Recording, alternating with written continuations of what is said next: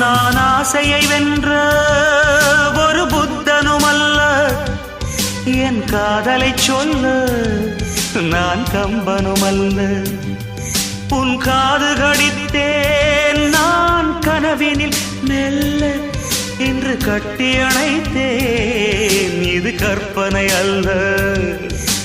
அடிமனம் தவிக்கும் அடிக்கடி துடிக்கும் ஆசையை திறகிவிடு, இருவிழி மயங்கி இதழ்களில் இறங்கி உயிர் வரை பரகிவிடு. முத்தம் வழங்காது ரத்தம் அடங்காது.